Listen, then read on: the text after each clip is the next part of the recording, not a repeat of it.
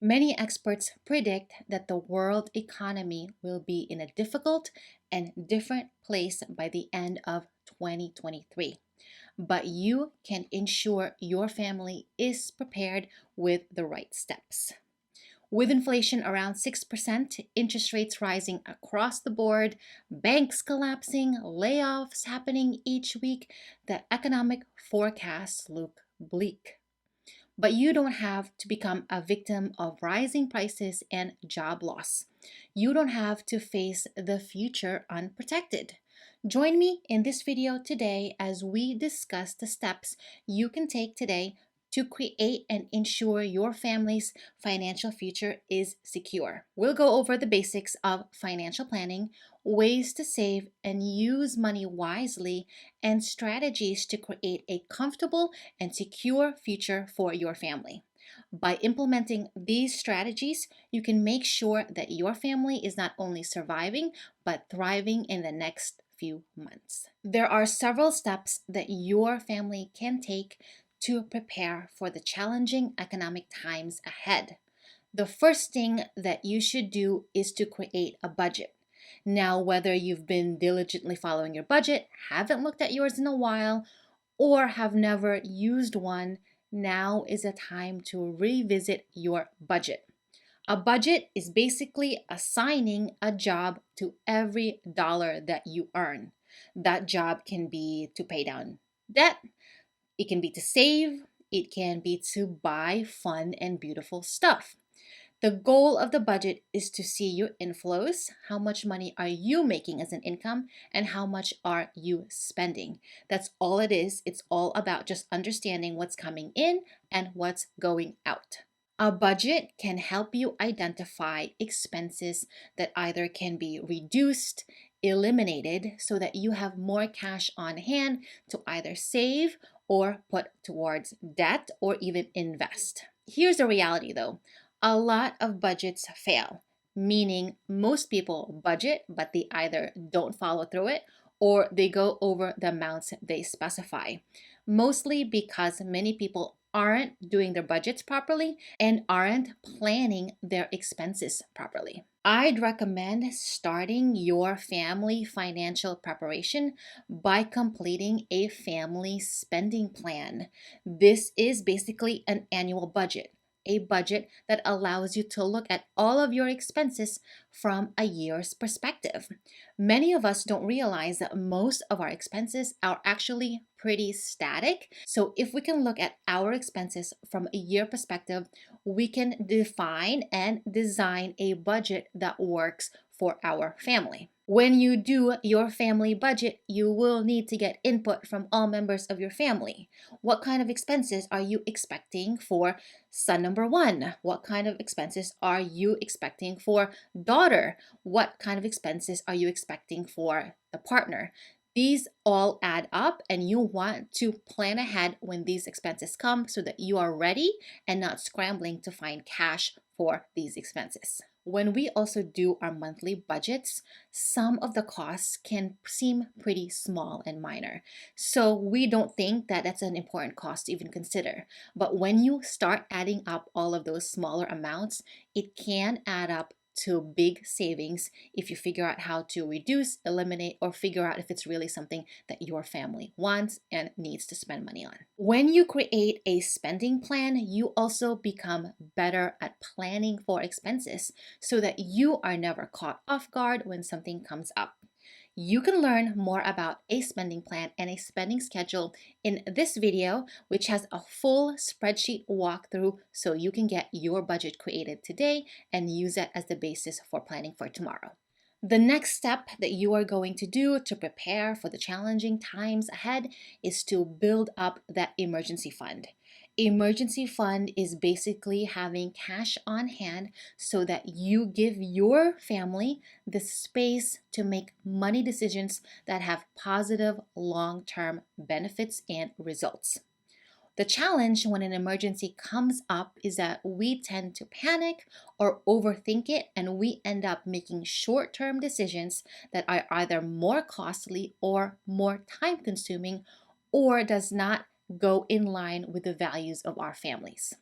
Emergencies are like that. They catch us off guard. So the trick is to have enough financial resources and a cushion so that emergencies have little impact on your family. Experts typically recommend saving 3 to 6 months of living expenses in an emergency fund. It can be scary to think that you will need to save up that much money to put in your emergency fund.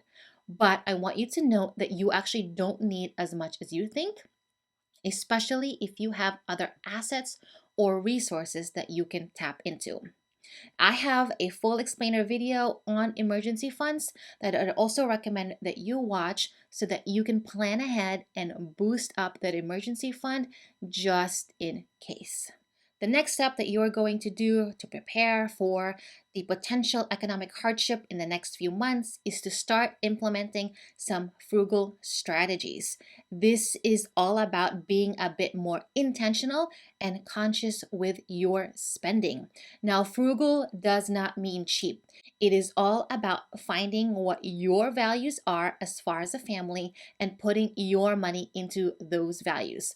What this automatically means is that you eliminate certain expenses because they are no longer in line with your values. Now, I totally get it. We are all busy people with a lot of things to do, and sometimes we default to buying as a solution. It's very easy. There's a lot of marketing, advertising. You can buy with one click. Everything's on our phone. So, what we want to do starting today is to start being intentional and conscious with how we spend our money. Now, cutting back is never easy because many of us get used to a certain lifestyle when we have a certain income. So, I would recommend starting this frugal process today. A slow and gradual change in your consumption habits today will mean less pain for your family tomorrow. Now, when this happens, though, you do need to have that conversation with your partner, with your kids about what the family is doing. It can absolutely be a shock when you have to tell a family member that you can't buy X or do Y because it costs more than we budgeted for. But if everyone is aware of what the family financial goals are, everyone can get on board to support this period where we're cutting back. Now, cutting back is normally always just temporary. So, once you have some extra cash on hand to boost up your emergency fund or pay down your high interest debt, that can ensure that your family has some financial cushion should the economic hardships and the financial woes start coming at our doorstep. The next thing that you are going to want to do is to be a bit careful about taking on new debt and focusing on paying on high interest debt. Now, the Federal Reserve appears to continue to raise the Fed funds rate. This means interest rates across the board are rising, and it means more of your money will go towards interest rather than actually paying for the stuff that you want.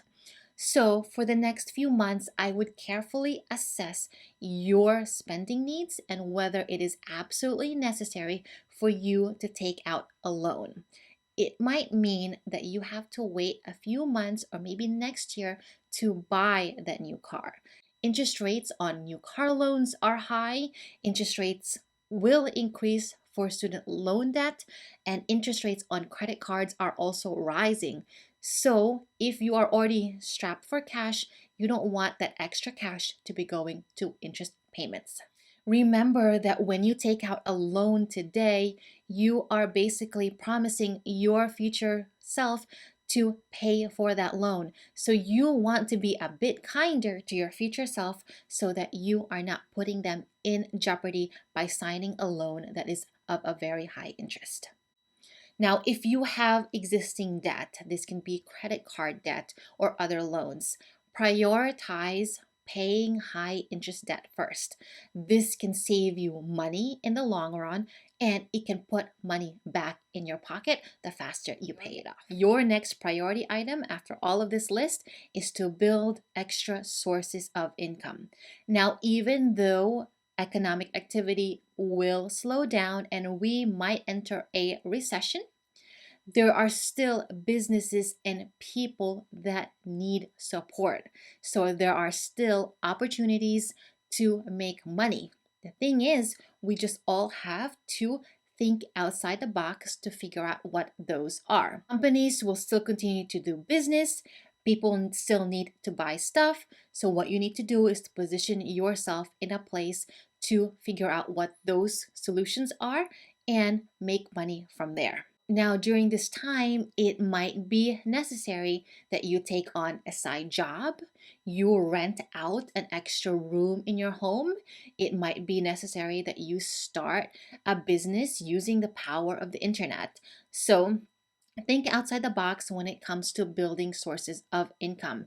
Some of these businesses may take time to get started, but this is the time and place to get those ideas running and see if you can find that additional source of income. Next thing we want to be doing is to prepare for job loss. Now, currently in the headlines, you are seeing probably all of these layoff news happening in the tech industry. But I want to warn you that a lot of these things have a way of trickling down. We live in a very interdependent economic system. So if one company is doing less hiring, one company is laying off, that has an effect on other companies and other industries. And with the rise of interest rates, many businesses will pull back on investments or tighten their belts to go into self-preservation mode. In the event of a job loss, have a plan in place for how to cover expenses while looking for a new job. We've covered a list of recommendations in this video to help you prepare for this time. That was build an emergency fund, create your budget, implement some frugal strategies, because if and when this job loss comes, you just want to be prepared. It's also important that you understand specifically all of the steps you need to do if you are laid off. I have another video highlighting the 13 steps that you must do if this happens to you. This includes filing unemployment as soon as possible, reviewing your expenses, and perhaps figuring out how to tap your emergency fund in a way that ensures it lasts you for a few months. And it might be necessary that while you are unemployed, that you find some part-time work in the interim. That way you have some income covering in to cover some of your expenses so you do not deplete your emergency fund. Now, a job loss can absolutely heavily impact your family's lifestyle. But I also want you to carefully think about the state of your raise or your bonus. Those two things may either be very lower than you want or expected, or non-existent in the next few months or even a few years. So you want to be planning ahead for that too. Many of us sometimes already spend an expected bonus, and what we want to do is shift away from that so that we are not jeopardizing our family finances on money that we're expecting but never comes. The job market will probably shift in the next few months, so it's probably important for you to also consider freelancing, contracting, and doing some part-time roles so that you have some income coming in. These kinds of roles will be very common in the next few weeks. Instead of ruling out these prospects as underemployment, consider how they can play into a longer career strategy. When budgets are thin, contract workers and freelance workers might be the best option for companies, and it could be the best option for you to get your foot in the door and continue earning income. And the last thing that you should also consider is to just review your investment goals. Now, the stock market has been fluctuating, and it can be scary to be putting money into a market that's constantly going up and down. But for many long-term investors, those that have a 20, 30-year horizon, investing might still be the best choice for you. However, you might need to make changes to your investment amount. If you want to have more cash on hand it might be necessary for you to pull back on some of your investments. You might want to reduce some of your contributions to your employer sponsored accounts, to your Roth IRAs, to any other investment accounts, and hold cash a little bit longer just in case. The challenge with investing now is that if you need that cash at some point, you might end up needing to sell assets at a loss, and you don't want to do that. So instead of doing that, perhaps pull back on some of your investments. Now, of course, this is really based on your age, risk, and time horizon. So you want to assess your family's needs now and see what kind of investment strategy you want to take on. Having a plan in place is key in surviving any economic hardships that come along the way. By taking these steps, your family can help mitigate the impact of the challenging economic times ahead and position your family for long-term financial stability. I'd love it if you share this video with a friend or a family member so that they can also prepare ahead of time. Comment below with any tips you have and all of the ways you are preparing your family for the potential economic hard times that are coming. Thank you so much for joining me in this video. Here's other videos that you might find useful and helpful to help you with your finances. And I will see you next week for the next video. Bye.